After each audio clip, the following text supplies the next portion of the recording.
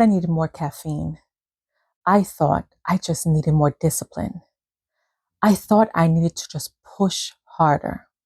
But nobody told me that the irritability, the brain fog, the poor sleep, the exhaustion, the stubborn belly fat, and feeling like a completely different woman could all be connected to perimenopause.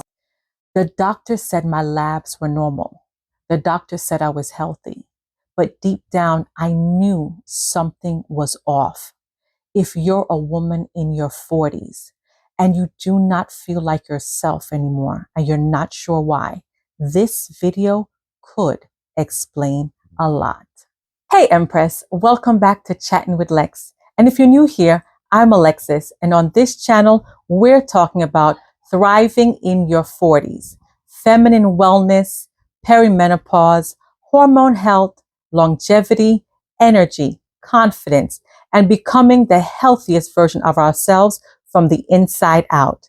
And in today's video, I want to talk about something I wish someone talked to me about years ago, because no one told me what perimenopause could actually look like. When most people hear the word perimenopause, they think of hot flashes and missed periods and menopause being somewhere far away in the future.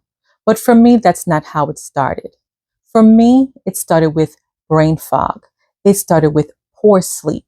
It started with no motivation. It started with irritability. It started with exhaustion. It started with feeling like I was losing parts of myself and not understanding why.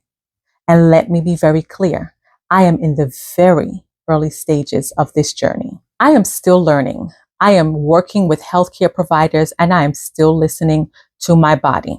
But I wanted to share this because I know there are women out there who may be going through the same thing and are wondering, what is wrong with me? And Empress, I want you to hear this clearly. You are not crazy. You are not lazy. You are not broken. Your body may be changing and no one may have prepared you for it. I started noticing I felt a little different around age 38. And when I would drop the children off at school, I noticed I was feeling drained, not regular tired, not, oh, I just need a quick nap kind of tired. I mean drained. Like my body was moving, but my energy was gone. And because I didn't understand what was taking place, I thought I just needed more caffeine. So I went caffeine crazy. Caffeine in the morning just to wake up. Caffeine to push through the day. Caffeine when I'm dealing with tiredness towards the evening.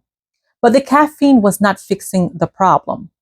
As a matter of fact, the caffeine was just helping me force my way through a body that was trying to tell me something.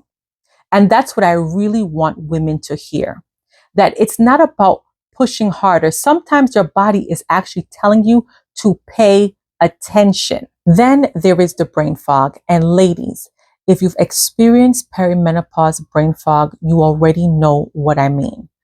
It's not just forgetting where you put your keys.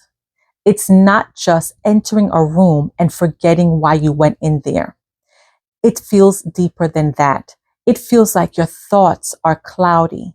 It feels like your mind is moving slower. It feels like you're trying to read something, yet your brain is not processing it. It feels like you know what you want to say, but the words, they're just not coming together. It feels like you're trying to focus, but your mind keeps slipping away. And for me, that was very frustrating because I'm a woman who loves to learn. I love vision. I love purpose. I love growth and I love building and I love leadership. So when that was taking place, when the brain fog was happening, it really affected my confidence. And I started saying to myself, what is wrong with me? Why can't I focus? Why is my brain feeling so foggy? And the truth is, when these things are happening, you feel disconnected from yourself. Another thing I noticed was the lack of motivation. And I want to explain this very carefully because it was not like I didn't have vision. It was not like I didn't have goals. It was not like I didn't care about my life. I had vision, I had goals, I had things I wanted to build. but my motivation and my energy were not matching the woman I knew myself to be. Some days I would just sit in front of the TV and slump out, not because I didn't care, not because I wanted to waste time, but because I felt like I had nothing left to give energetically. And for many of us women, that is very frustrating, and we start blaming ourselves. We say things to ourselves like, I need to be more disciplined. I need to stop being lazy. I need to push harder. I need to get it together. But sometimes it's not a discipline issue. Sometimes it's not a push harder issue. Sometimes it's a hormonal issue. Sometimes it's a sleep issue. Sometimes it's a nervous system issue. And sometimes it's your body trying to survive on less support than it actually needs. And then there was the irritability. This one caught me completely off guard. I didn't just feel angry. It felt like my emotional capacity completely changed. The smallest frustrations felt bigger. My patience felt shorter. I felt more overstimulated. It felt like there was this internal scream taking place that nobody else could hear. And I would think to myself, why is this bothering me so much? Why does this feel so intense? Why do I need more quiet right now? And as a mother, I want to say this with care. This is not about not being a good mother. This is not about not knowing how to parent. This is not about not loving your children. This is about being a woman whose body is changing while still carrying responsibilities such as motherhood, purpose, work, home, community, and everything else in between. And sometimes your emotional capacity will look different. Sometimes the noise feels louder. Sometimes the questions feel heavier. Sometimes the constant needs feel more overwhelming. And you don't understand why, because you know you love your children. You know you love your family. But deep down, something internally feels different.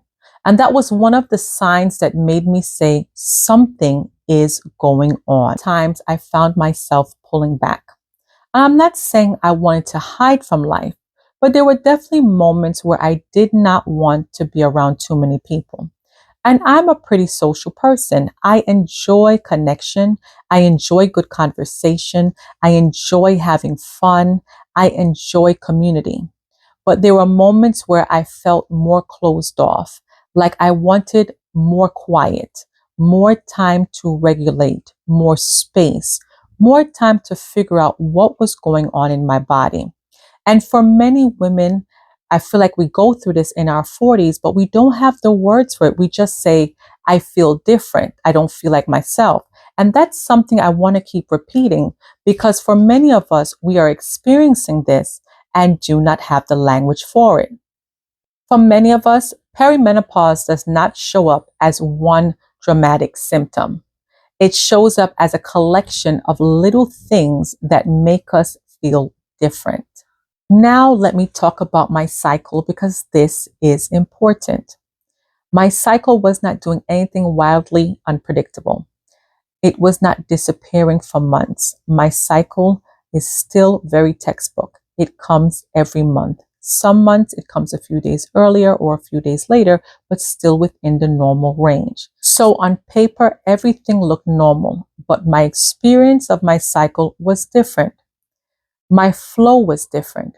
Some months my symptoms felt intense. Some months the symptoms not so intense. There were some months where I felt like, okay, I can handle this, while there was other months where I was like, what is happening? And this is the part I want women to understand, that perimenopause does not always show up with missing periods.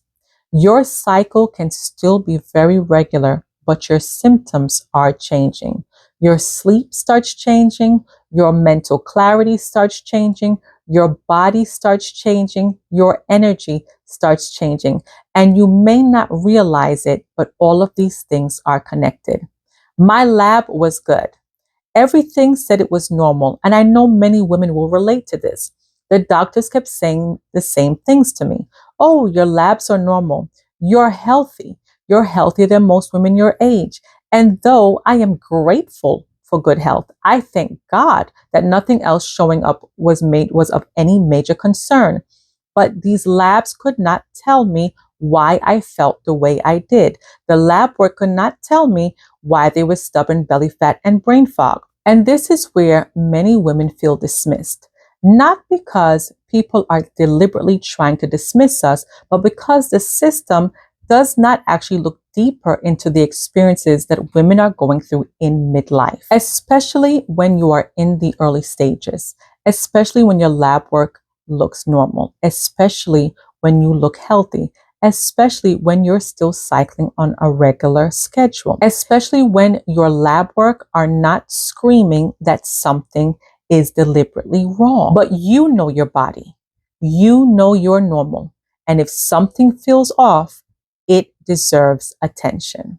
So I started learning. I started studying about hormones and progesterone and estrogen.